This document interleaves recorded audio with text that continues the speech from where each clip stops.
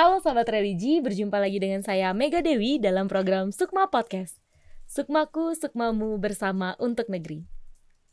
Oke Sahabat Religi, di hari yang spesial ini kita akan berbincang-bincang dengan salah satu tokoh adat dari Kecamatan Rendang, Kabupaten Karangasem. Dan di sini sudah bergabung bersama saya Bapak Iko Mangwarse. Om Swastiastu Pak. Om Swastiastu, Dek. Luar biasa sekali Pak.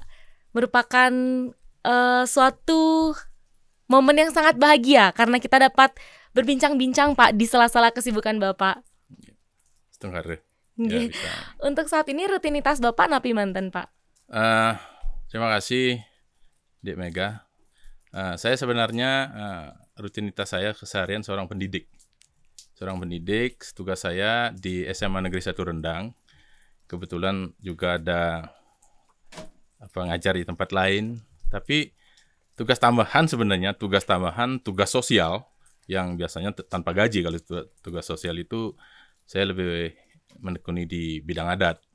Jadi bendesa di Desa Adat Alas Ngandang sudah 5 tahun dan di Majelis Desa Adat Kecamatan Rendang baru berjalan 2 tahun. Oke, baik Pak. Berarti Bapak memang menekuni di bagian tokoh adatnya Pak nggih? Ya dikatakan tokoh juga enggak ada, hanya menekuni aja sebenarnya. Hanya menekuni Pak. saja. Kalau dari menurut Bapak sendiri nih Pak, bagaimana adat dan budaya di Bali nih Pak? Kalau kita berbicara masalah adat, kita tidak bisa lepas dengan untuk di Bali. Karena adat, budaya, dan agama itu adalah satu kelindahan hubungan yang sudah barang tentu kalau kita berbicara masalah adat di Bali, karena di situ ada tiga baga. Sukertaning tate Prahyangan, Pawongan, Palemahan. Ketika kita berbicara masalah Sukertaning tate Prahyangan, di situ kita berbicara agama. Makanya kalau kita ngomong masalah adat, agama, dan budaya itu harus ketiganya sinkron. Nah, kenapa saya katakan begitu? Karena di adat, di Sukertaning tate Prahyangan, di situ kita berbicara kayangan 3.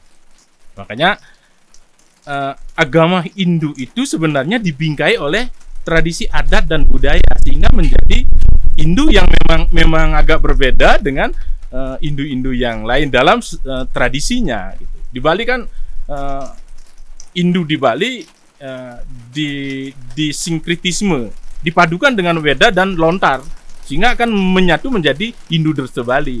Itulah sebenarnya adat di Bali. Dan menurut Bapak sendiri nih Pak, apa yang harus kita lakukan sebagai masyarakat Bali untuk bisa tetap menjaga adat dan budaya Bali nih Pak? Ya, sebenarnya kalau dampak dari pariwisata ya jelas terkikisnya tradisi ada. Karena apa? Karena dari tradisi budaya adat Bali itu dengan pariwisata maju, secara otomatis akan terjadi satu penggerusan sedikit. Kalau kita tidak isi ulang kebalian orang Bali. Dengan cara apa? Yaitu dengan cara kita meneruskan, menggetok tularkan kepada generasi kita, jangan larut dengan tradisi euforia, kue pariwisata. Tapi isi ulang kebalian orang Bali harus, itu kewajiban. Di mana di sektor-sektor pendidikan harus. Dengan membuat konten-konten budaya, konten-konten adat. Salah satunya ini kan bagian dari penguatan adat gitu.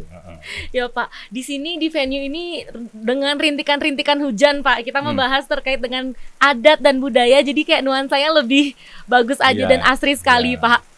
Alami. Iya, alami sekali. Baik Pak, nah sekarang kan Pak Bali yang kental dengan adat dan budayanya Pak. Sejalan dengan pariwisata Bali yang dikenal juga dengan budayanya, di mana pariwisata ini juga pasti kan membawa pengaruh ya Pak ya. Betul, terhadap adat dan budaya Bali niki sendiri. Nah masuknya budaya-budaya luar atau alkulturasi budaya Pak, menurut Bapak bagaimana tentang hal tersebut? Kalau kita Bali ini adalah pariwisata, perlu diingat bahwa kadang-kadang orang jargon orang itu Bali itu di sebelah mana Indonesia. Itu pertanda Bali itu lebih terkenal dari Indonesia, kan begitu kan? Ada satu mob seperti itu. Tetapi jangan salah bahwa tradisi adat dan budaya yang memperkenalkan Bali ke dunia luar, bukan agama. Nah, kalau agama memperkenalkan Bali di dunia luar, saya yakin Bali tidak dipilih sebagai satu tujuan wisata, tapi India mayoritas di situ. Nah, pertanda Bali ini bukan agamanya yang menyebabkan terkenal, tetapi tradisi, adat dan budaya. Makanya ini harus dipelihara betul supaya Bali tetap menjadi ikon pariwisata dunia, pariwisata Indonesia. Nah, salah satunya adat ini harus dipelihara. Seperti apa yang saya katakan tadi, mengisi ulang kebahagiaan orang Bali itu perlu. Ya, perlu. Jangan kita menjadi euforia ketika disanjung dan sebagainya, kita lupa mempelajari peradaban tradisi adat gitu. Caranya sederhana. Ya, kita boleh berpikir mendunia. Sekolah boleh di luar, kerja boleh di luar negeri, Australia, Amerika boleh. Tapi ketika selesai mengenyam pendidikan di luar negeri, kita harus tetap menjaga peradaban adat Bali. Tidak boleh hilang di situ, ada luntur. Nah, sekarang ada modernisasi, katakanlah seperti apa yang saya tulis di media, krematorium. Krematorium itu kan salah satu adalah bagaimana orang Bali itu supaya praktis, tidak melibatkan. Karena ciri khas orang Bali itu adalah gotong royong, suka duka. Ya, suka duka sehingga ada banyak suku duka, ya kan? Ada gotong royong. Kalau semua krematorium itu tanpa diikat, dikonekkan dengan adat, saya yakin memarginalkan adat di situ. Nah, disitulah satu rongrongan kan, begitu kan? Ya. Nah, bagaimana caranya? Saya bukan tidak setuju dengan krematorium, saya setuju ketika krematorium itu satu solusi. Solusi artinya ketika ada kekeran adat atau adat tidak boleh melakukan satu ngaben. Di situ harus, tetapi tetap sijen desa adat. Berarti kemajuan itu selalu connect dengan adat, sehingga adat itu tidak termarginalkan, sehingga tetap eksis. Adat itu tetap eksis, tidak tergerus oleh kemajuan, tetapi kita tidak boleh alergi dari kemajuan. Teknologi kita terima, tetapi kita harus saring dan sharing gitulah. Nah, sama dengan saya jadi guru ketika katakan bahwa teknologi bisa menggantikan guru, nggak bisa. Belajar di mana saja, kapan saja, dengan siapa saja, iya. Tetapi ketika guru diabaikan, nafas pendidikan akan hilang. Karena guru tidak bisa digantikan dengan teknologi. Itulah pendidikan. Adat juga seperti itu. Itu kira-kira seperti itu deh. Oke, baik Pak. Jadi penguatan nilai-nilai kearifan lokal ini adalah mungkin salah satu cara ya Pak ya untuk penguatan moderasi beragama. Iya. Kemudian dinilai bahwa adat tidak boleh sakle, adat tidak boleh kaku, dan adat juga tidak boleh menghambat kemajuan ke depan Pak. Nah, menurut Bapak bagaimana Pak terkait hal tersebut? Nah, itulah seperti apa yang saya katakan, adat tidak boleh kaku. Contoh ya, di desa adat kami gitu loh. Kalau ada masyarakat keluar, di Jakarta juga ada kok. Kuliah di luar Bali juga banyak. Ya, betul. Ya, ketika tuh bekerja sudah punya suami istri tinggal di Jawa atau di luar negeri, ya kita tetap mipil di desa adat. Ada istilah ngelage. Ya, ngelage itu artinya tidak ngayang membayar ayan itu. Ya. Tapi kita tetap mengakui kalau beliaunya datang ke desa adat diterima. Apapun segala suka duka diterima.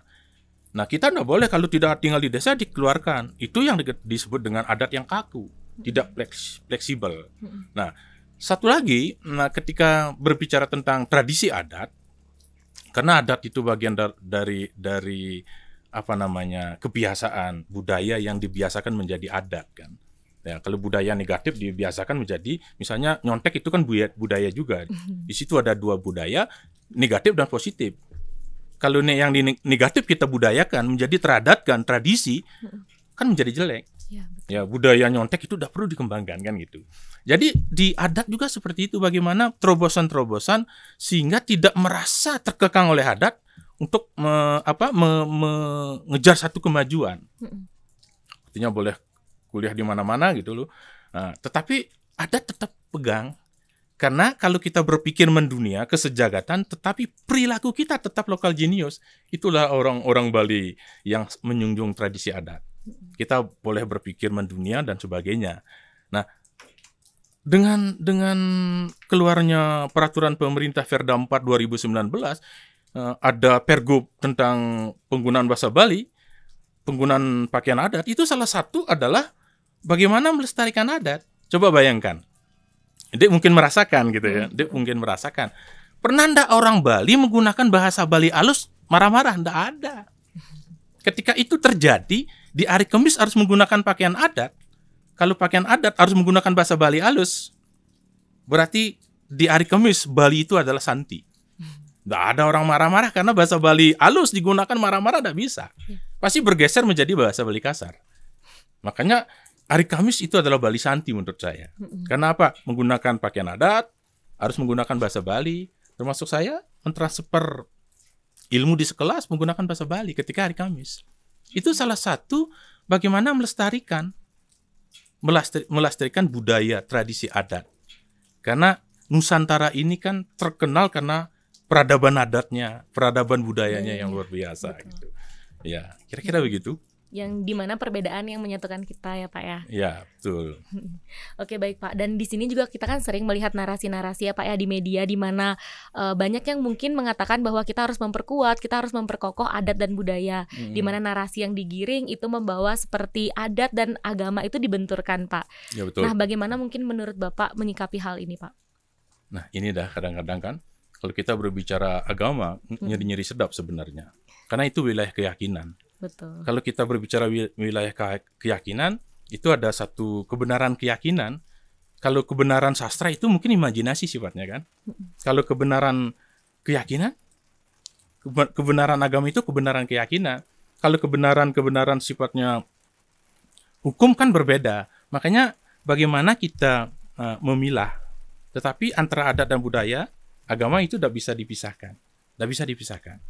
Karena di situ pembingkaian adat dan budaya Bali khususnya itu sebenarnya menjadi spiritual tinggi karena masuk agamanya. Ketika masuk agamanya, agama itu dibingkai oleh adat dan budaya. Sehingga kalau dibingkai, kalau fotonya dibingkai kan lebih cantik kelihatannya. Agama juga seperti itu. Ketika Hindu di Bali dibingkai oleh adat dan budaya, Hindu akan menjadi indah. Sehingga melahirkan apa yang disebut dengan Satyam Siwam Sundaram. Sundaram itu keindahan, gitulah. Indah kita pandang dan kita indah dalam melakukan satu action, tindakan. Nah, sebenarnya di Bali Hindu ya, agama Hindu di Bali sebenarnya sudah toleransinya tinggi kok. Coba Dek pernah mendengarkan ketika menyebut saudara-saudara kita dari Jawa yang Muslim, yang Kristen dari Kupang atau apa kata saudara kita di Bali? Nyame Muslim, nyame Kristen. Nyame itu adalah saudara. Itu kata toleransi yang tinggi sekali maknanya. Kalau kita pahami itu. Tapi kan yang namanya Indonesia negara besar mungkin aja ingin membenturkan dengan kebinekaan ini menjadi sekat-sekat ras, sara gitu. Kita merasakan seperti itu. Kita bangun narasi yang sifatnya damai. Makanya setiap saya ngomong, paling apa yang saya katakan, salam damai untuk Indonesia. Bukan salam agama, salam damai dulu. Ketika kita damai, siapapun ingin damai. Agama apapun ingin damai. Tidak ada ingin perseteruan. Itu hakikat agama seperti itu. Itu menurut saya sih sebenarnya gitu. Mudah-mudahan. Luar biasa sekali Pak Komawarsa. Baik Pak, terakhir nih Pak sebagai closing statement Pak. Saya mohon mungkin Bapak berkenan memberikan motivasi kepada generasi muda dan masyarakat Bali pada umumnya terkait apa sih harapan Bapak ke depannya. Silakan Pak. Ya. Sebenarnya begini. Kalau kita kumpul sama teman-teman, pertama kita jangan tanyakan agama apa yang kamu anut. Itu adalah pertanyaan-pertanyaan seolah-olah kita memberikan sekat. Ya, biarkan pikiran bergirang, tersenyum dan bahagia. Itu dalam peradaban keyakinan. Ketika sudah pikiran bergirang, tersenyum, bahagia, saya yakin Indonesia akan menjadi negara besar, negara yang paling damai di santero dunia ini. Ya. Terakhir saya ingin berpesan kepada masyarakat Indonesia dan khususnya Bali, silakan mengenyam pendidikan seantero jagat. Amerika, Eropa silakan datang ke Indonesia. Jangan lupa dengan budaya Nusantara. Datang ke Bali, jangan lupa tradisi adat dan budaya. Isi ulang kebalian kita, isi ulang keindonesiaan kita, menjadi orang Indonesia, menjadi orang Bali. Sehingga Bali menjadi Bali yang membesarkan Indonesia, dan Indonesia menjadi negara yang melindungi Bali. Seperti itu. Waduh, luar biasa sekali Pak Komang Warse.